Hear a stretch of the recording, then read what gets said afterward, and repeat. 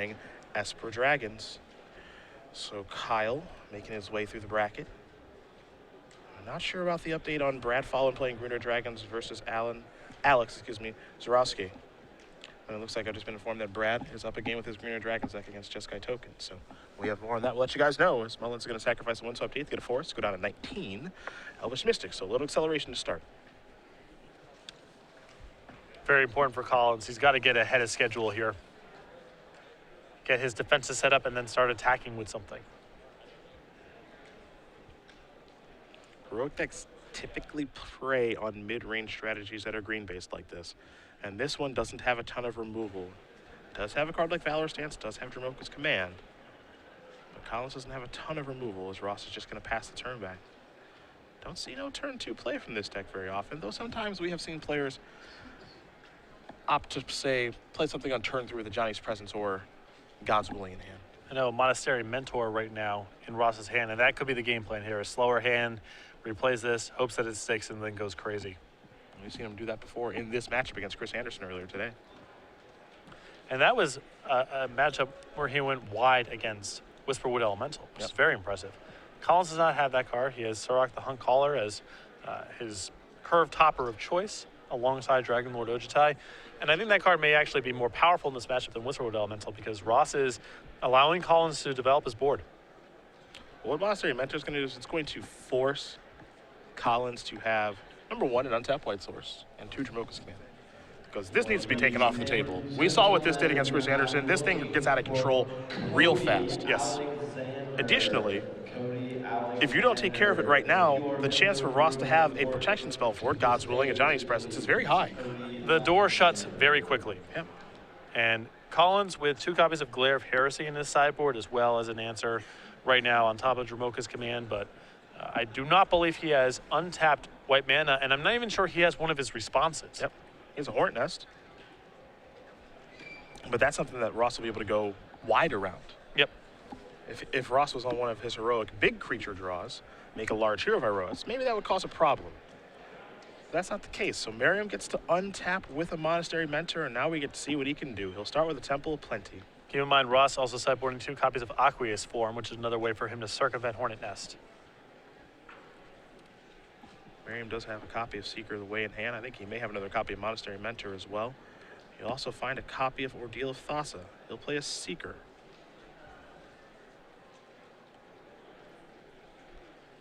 And a second Mentor in hand. I'll just pass the turn back. Nothing crazy going on for Merriam just yet. Dromoka's Command the draw here from Mullen.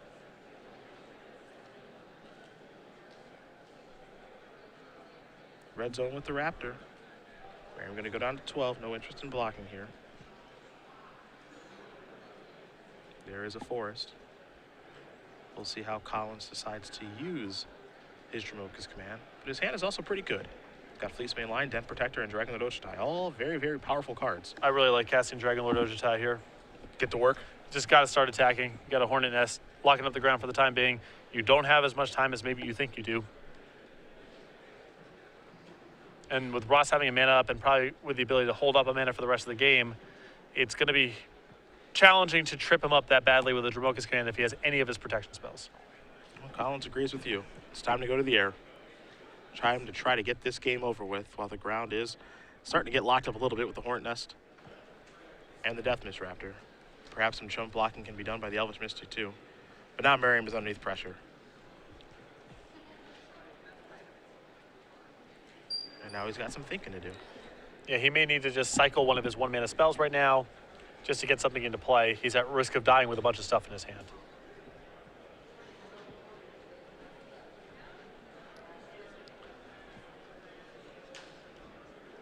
I'm sure Ross knows by now that Gerard won. Yep. Pressure's on. You lose this game, and Gerard has a chance to really distance himself from you.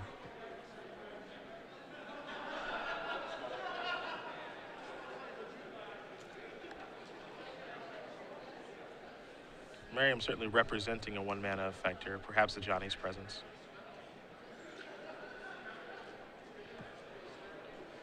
Looks like it is. So make a Monk token. He'll untap. It's time to draw. I believe it was a copy of God's Willing. He has a Dromoka's Command in hand. There's still the issue of how to beat the Hornet Nest, because he can't really just collide into it. Another Mentor. Looking to go super wide now. Pass the turn back.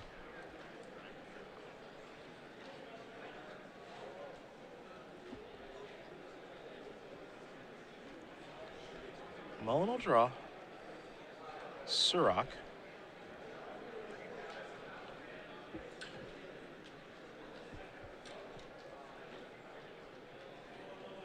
He's got quite the board to analyze right now.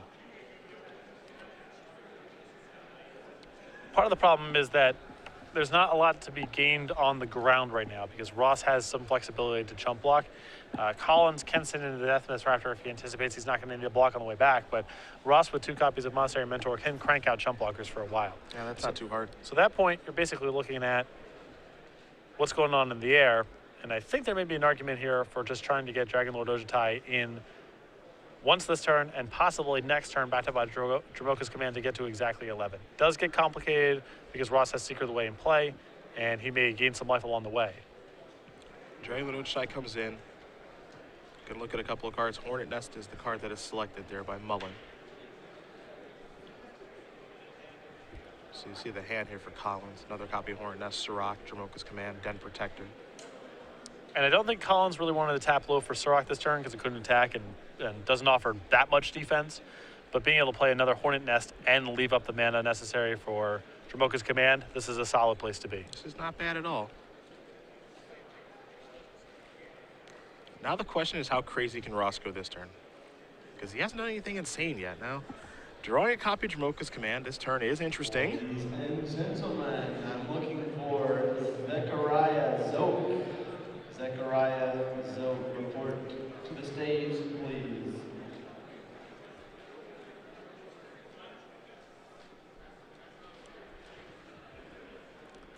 But without Aqua's form, again, without God's Willing, it's just hard for Ross to muster up much of an attack here. And Collins is really pressuring his life total. Ross is not getting a lot of time.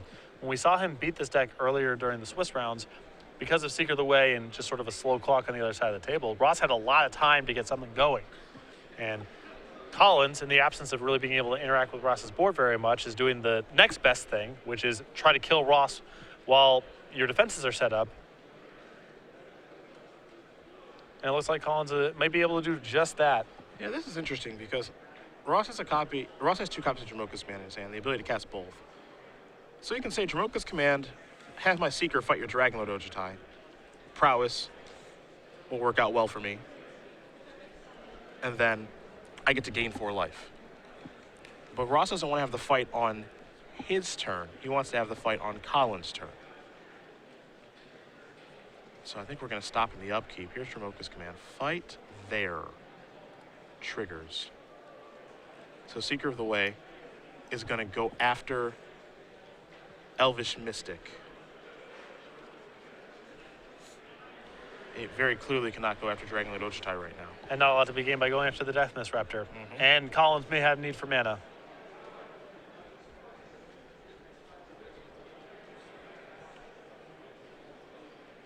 So a lot of stuff on the stack. 2 Monastery Mentors, the Prowess, and then, of course, the Dromoka's Command. And Collins may have a response because he has Dromoka's Command in his hand. So things are going to get complicated. But Ross has put together a plan here, which appears to be Dromoka's Command right now, gain some life. Probably use the other Dromoka's Command this turn on something. To hope to generate enough tokens and be able to get enough prowess triggers next turn to go around the Hornet's Nest and kill in one shot. Here's a Dromoka Command. From Mullen, it's going to be very interesting to see how he decides to use this.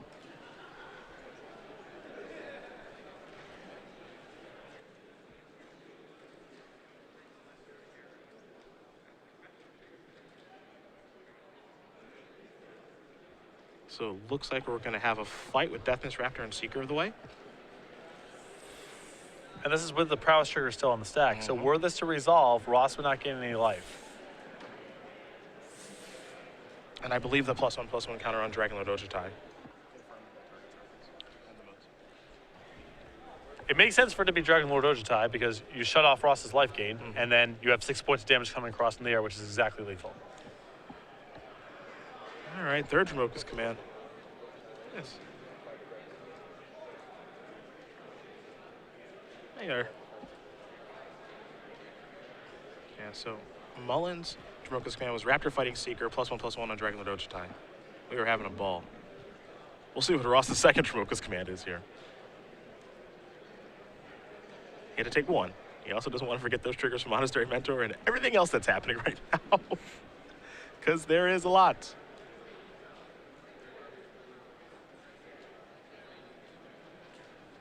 Also, those mentors are 4 power creatures now. But Yes. not that that will matter that much, I don't think. But Magic can be confusing at times. What surprised me at this point if the Seeker went, okay, he's still going after the Elvish Mystic.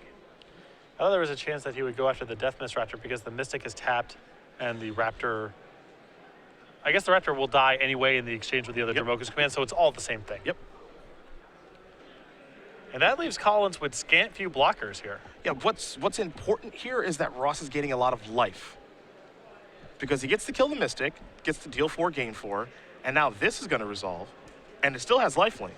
Now, this next Dromoka's command, well, it's not going to do anything, but Ross has all these prowess tokens now.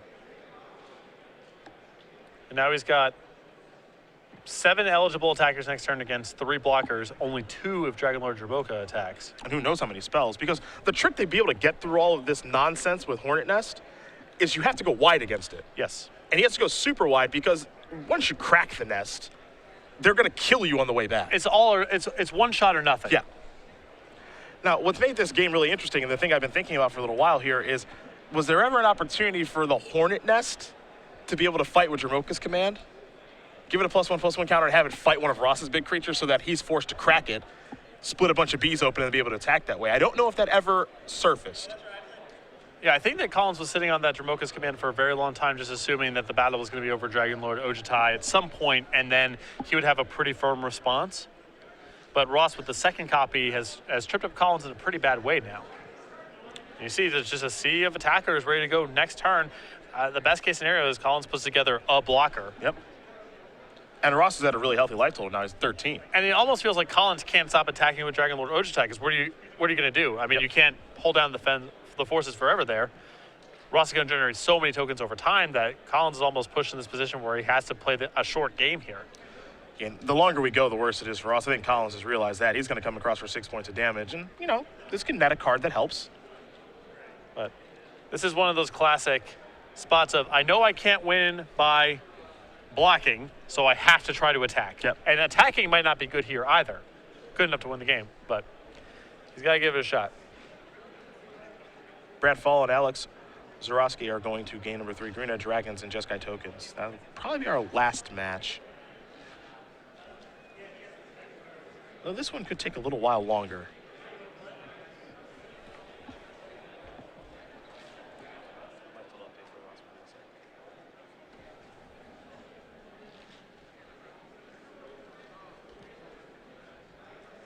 Colin's going to sacrifice his fetch land. He's down to 17. Merriam down to 7. There's a Plains. How many spells does Merriam have in his hand? We know he has an Ordeal Thassa. Shuffling around 2 cards right now. He has the ability to maybe go crazy with Defiant Strike. I don't believe he has a God's Willing in his hand, but could be incorrect about that. The only one who knows is Ross. There's 2 mana. I think we're going to have a Fleece main line. We will. And, yep, times are getting desperate where he's got to do this. I like this play from Colin. He's not going to have enough time this game to morph Dead Protector, unmorph it, and then do something with a spell he gets back. So he's just casting it face up and saying, I just need to get as many blockers in play as possible, because Ross still has to be concerned about the Hornet Nest. It has to be an all or nothing proposition. It's very hard for Ross to attack for short of lethal and then win the game after that, given how many tokens the Hornet Nest is going to generate. So Collins identifies that that's the case and says, okay, I just need a 2-1.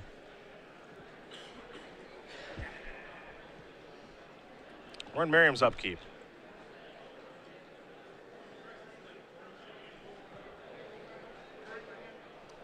It's time for math.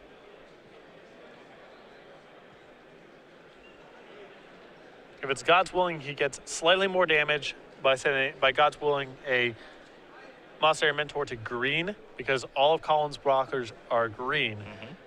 Additionally, allows him to scry on the upkeep. And there's potential to go absolutely crazy with Defiant Strikes this turn. If he chains into those. Yep. Yeah, he's doing a bunch of math, which that is expected. Mullins has 4 blockers. Merriam has 7 attackers this turn. So assuming that we're looking at God's willing, it appears that we're not. Might be looking at Aqua's form now.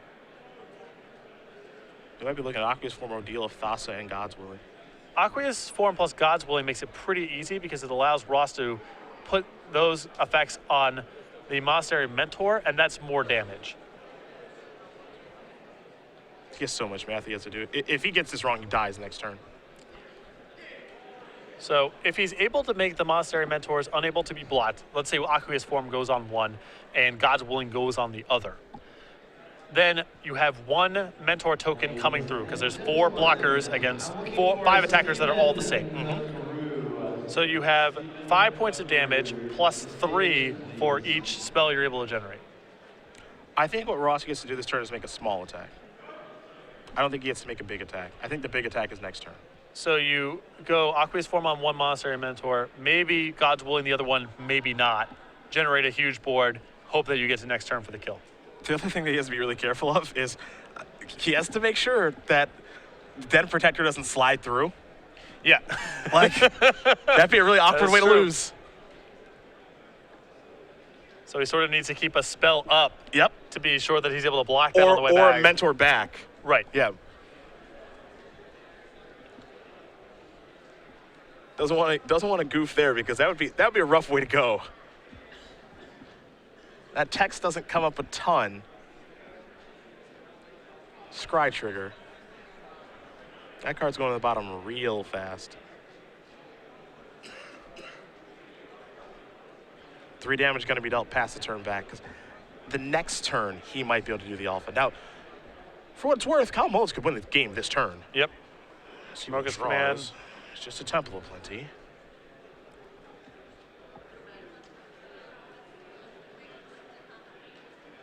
He'll play a Temple. Take a look at the top card.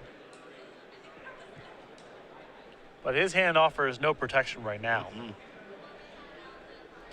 And Dragon Lord Ochitai connecting is nice, but it means that Tremoka's command isn't lethal, even if he finds it, because we're past combat and he can't get that extra point. And a deck like that mid-range, no reach, no rhinos, no crackling dooms, no lightning strikes, none of that stuff.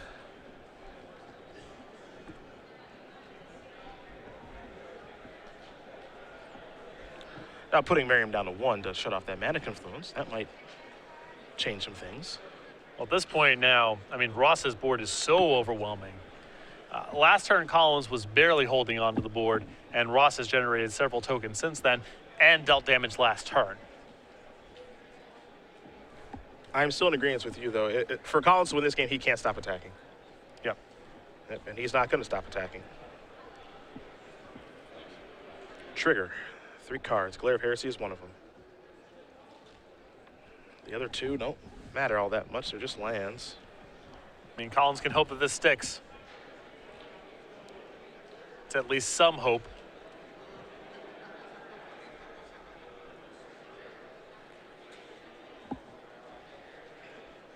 Glare of Heresy. Nice, reaching for that God's Willing real fast. Okay. And the patience that Ross showed, he was considering using this on the upkeep a couple turns ago for some selection and maybe some damage.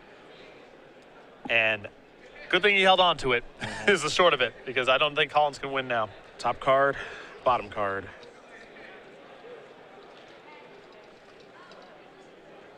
Fleece Main Lion.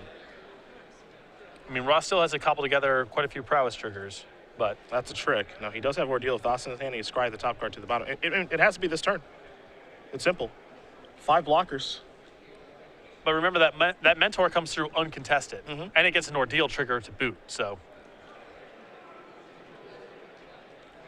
I think Ross might exactly have it, even without a spell. Dromoka's commands the draw. I would not. I would actually, if the Manic Influence is on the table for us, I would just throw it off of the table. Don't tap it. Yeah. This would be a horrible way to go out, Do given not how just- brilliantly Ross has navigated the game up until this point. Just rip it up. Just don't touch it. I mean, there's 5 blockers on the other side of the table. So the 5 middle creatures that he set aside. Those get blocked. Yep, those get blocked. If Ordeal of Thassa goes onto Monastery Mentor, that's worth 4 points of damage, and then there's the uncontested blockers. Dromoka's command makes this easier because Ross can clear a blocker out of the way to boot. 2 more monk tokens coming. Not that those matter all that much right now. Counter. Prowess trigger 2. Prowess triggers everywhere. This is the same thing as casting the Ordeal from a damage perspective, but it also removes a blocker. Yep. And I think now we're going to see the Alpha Strike. Prowess on everybody. Yarr. Get them all in there. All those Jacob Wilsons. I know that Jacob Wilson did sign a player's card for Ross at the beginning of their Season 1 quarterfinal matchup. I bet Ross is glad to have him here. He wins this match 2-1. And he is moving on to play against Gerard Fabiano in one heck of a game there. Stabilizing at 1 life. Monastery Mentor against this deck is unbelievable. I mean, he had to get in every chip shot that he possibly could. Had to navigate the sequences on the upkeep perfectly. Looked really bad for him at several spots there, but able to barely hang on at 1 life. Avoided some draws there from Colin last turn. Dromoka's command would have just killed him.